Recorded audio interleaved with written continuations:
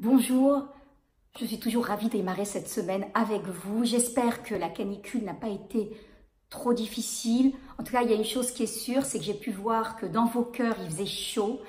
J'ai pu voir vos commentaires, j'ai pu voir vos likes qui sont de plus en plus nombreux face à ces capsules. Et en plus de ça, j'ai vu que vous avez énormément partagé en fait ces vidéos, ce qui prouve que ça vous apporte et que surtout vous avez aussi envie d'apporter aux autres. C'est un sentiment qui nourrit l'individu de façon très impactante. En tous les cas, bravo, ne lâchez rien, continuez comme ça. J'ai envie de vous dire que je suis très fière de vous et vous savez quoi? On ne va pas s'arrêter là, on va continuer. Alors, dans notre volonté d'avancer dans nos relations, que ce soit dans le couple ou avec nos parents, nos enfants, nos collègues, on a souvent parlé d'amour, l'importance de l'amour, d'injecter de l'amour dans nos relations. On a parlé de communication. Mais à mon sens, on a mis de côté une dimension, en fait, un ingrédient essentiel sans lequel aucune relation peut être durable. Cet ingrédient, vous l'avez peut-être deviné, c'est la paix. La paix, en fait, sans paix, même si, en fait, on va aimer, même si on va mettre de l'amour, même si on va communiquer tout au long de ces jours.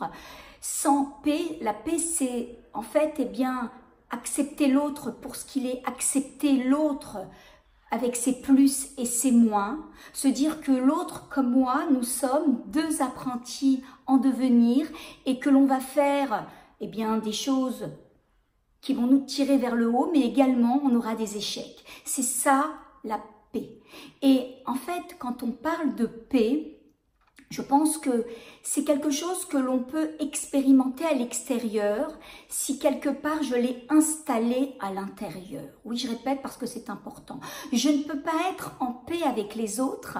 On ne peut pas me demander d'être en paix avec mon enfant, avec mes parents, avec mon conjoint si moi, avec moi-même, je ne suis pas en paix. En fait, sinon je vais envoyer ce qu'on appelle des fréquences brouillées. Je ne serai pas cohérente, c'est pas quelque chose qui va se maintenir. Vous comprenez que en fait, c'est comme si je vous disais, je vais vous donner de l'amour. Mais si je vais vous donner de l'amour, il faut que je m'en sois donné déjà à moi-même.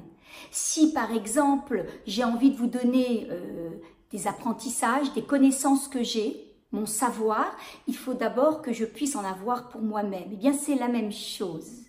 La paix, c'est quelque chose que l'on cultive d'abord et avant tout avec soi-même, pour pouvoir après le partager autour de nous. Bien sûr que c'est un ingrédient important, essentiel. D'ailleurs, regardez, dans certaines langues, on va justement dire bonjour en disant shalom, en disant salam. Qu'est-ce que ça veut dire shalom? Qu'est-ce que veut dire salam? Ça veut dire en fait que la paix soit avec vous. On démarre le dialogue avec l'un ou l'autre en souhaitant en fait d'installer cette paix dans la relation. Pourquoi? Parce qu'on sait que sans paix, rien ne peut être durable, rien ne peut s'asseoir comme quelque chose de constant et de durable. Alors, qu'est-ce que c'est d'être en paix avec soi-même? Ça veut dire quoi être en paix avec soi-même? Je pense que la meilleure façon d'être en paix avec soi-même, c'est de pouvoir faire la paix avec son passé. Oui. En fait, c'est pouvoir se pardonner des échecs que j'ai pu essuyer dans la vie. Ça veut dire qu'en fait, comme vous, comme moi, nous avons eu en fait des succès, nous avons eu également des échecs. Et l'idée, c'est qu'en fait, je ne vais pas pouvoir colorer mon présent. Ce que je vis aujourd'hui, le présent, c'est, vous le savez tous, un cadeau dans lequel je vais me réaliser, dans lequel je vais créer. Et je ne peux pas, en fait, colorer mon présent à la couleur du passé. Si je n'ai pas lâché, en fait, tous ces événements qui m'ont tiré vers le bas et que je ne les ai pas rendus, ce qu'on appelle, je ne les ai pas transformés en outils d'évolution, en une information qui m'invite à grandir.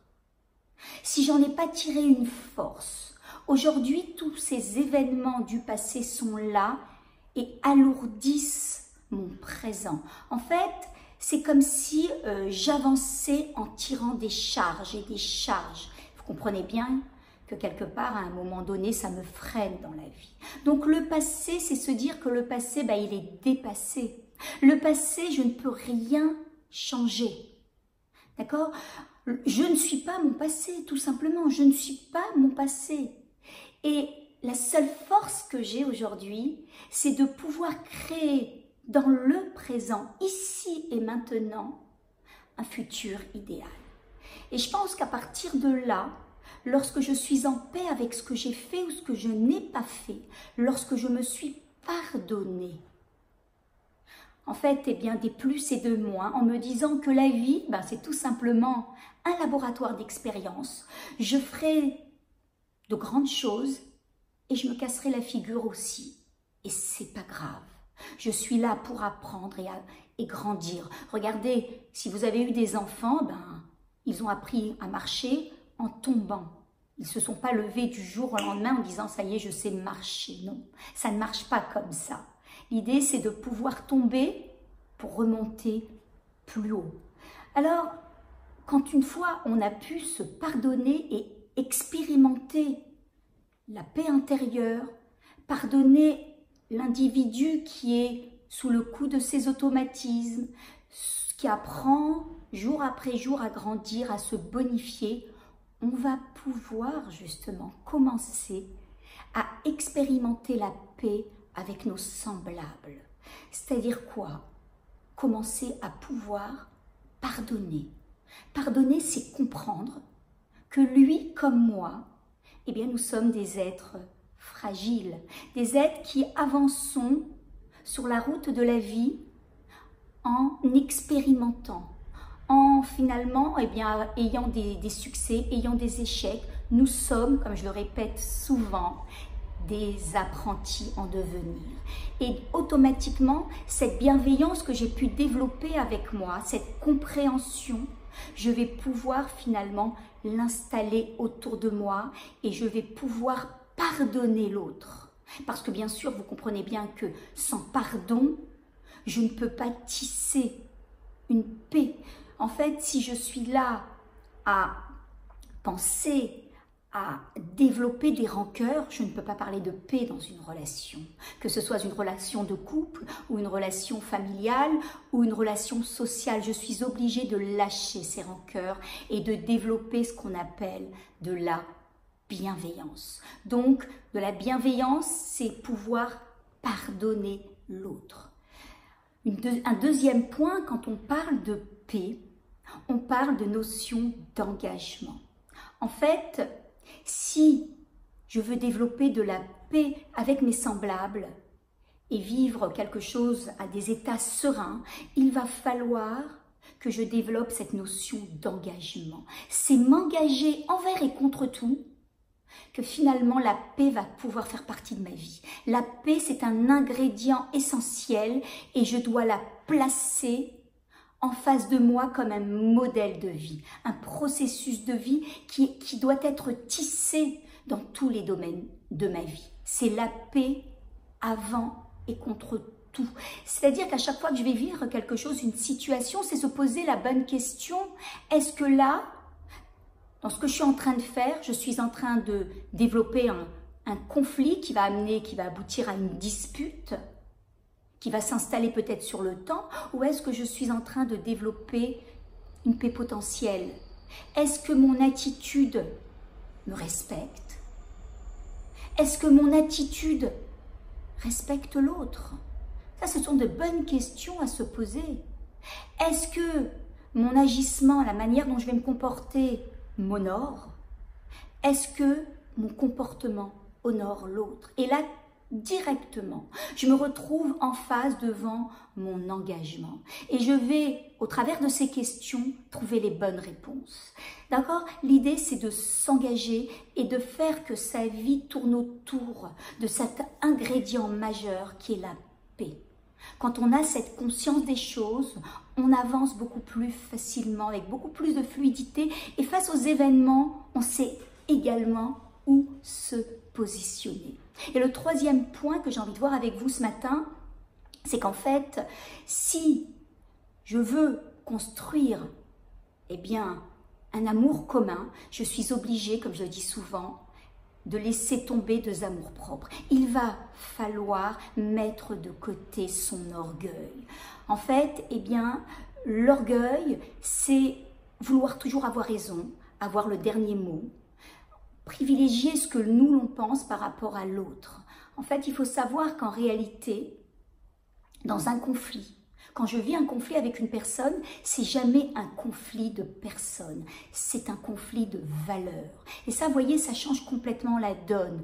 En vérité, c'est pas que l'autre veuille m'écraser, c'est pas que moi je veux écraser l'autre, c'est qu'en fait, on a des valeurs qui sont différentes. Il va falloir conjuguer, par exemple, ta valeur qui est par moment la solitude ou l'indépendance, avec ma valeur qui est le partage, l'intimité.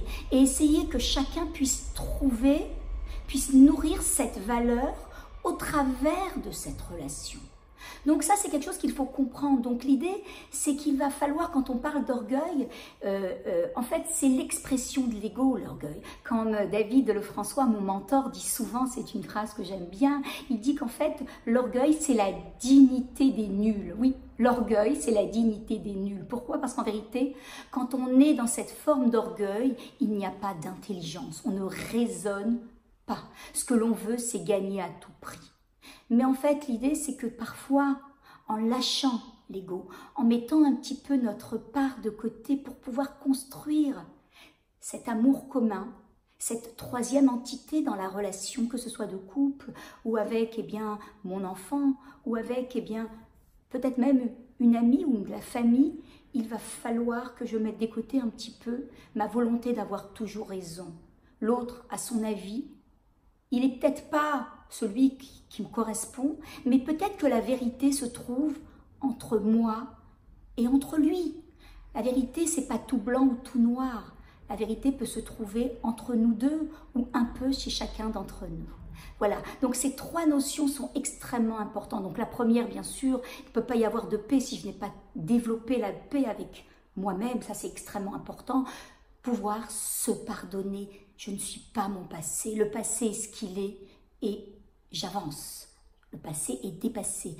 Pouvoir en fait, eh bien, pardonner l'autre, savoir que l'autre est comme moi, eh bien, peut-être sous le coup de ses automatismes et qu'il a agi de cette façon, c'est qu'il est aussi un apprenti en devenir et qu'il apprend tous les jours et qu'il grandit tous les jours. Donc cette bienveillance que j'ai développée avec moi, je vais la développer avec l'autre. Cette notion d'engagement, en fait, c'est s'engager envers et contre tout, que la paix fasse partie intégrante de ma vie.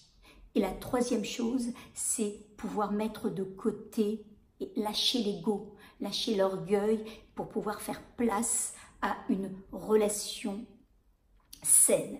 Alors justement, ça tombe bien, on parle de paix, j'ai parlé de conflit et justement j'ai préparé pour vous, pour ce mercredi soir, un atelier exceptionnel. D'ailleurs, vous avez été très nombreux à me le demander. J'ai en fait compilé, je suis en train de le bichonner jour après jour pour pouvoir vous offrir 2h30 d'atelier de développement personnel sur une thématique qui touche tout le monde, qui touche en fait tous les types de relations, c'est le conflit. Et le titre que j'ai voulu donner à cet atelier, c'est la bonne gestion du conflit. Pourquoi? Parce qu'en réalité, le conflit est un outil d'évolution à partir du moment où je sais l'utiliser pour moi et pas contre moi. Donc l'idée, c'est qu'on va pouvoir ensemble comprendre les mécanismes du conflit, surtout comprendre comment moi, je fonctionne à l'intérieur quand je vis un conflit et surtout arriver à sortir de là en grandissant. Donc on va parler de colère, arriver à gérer cette colère parce que colère et conflit sont souvent très liés. On va travailler eh bien, autour de la communication, comment arriver à communiquer à ce moment-là. En tous les cas, je vous attends très nombreux. C'est vrai, il ne me reste pas beaucoup de place, mais en tous les cas, je serai contente de pouvoir vous recevoir, vous connaître et vous apporter tout mon savoir. Il est sûr, quand on parle de paix, en fait, eh bien, quand on parle de paix universelle, la paix, la première que l'on peut développer, c'est dans notre propre jardin, c'est à l'intérieur de nous.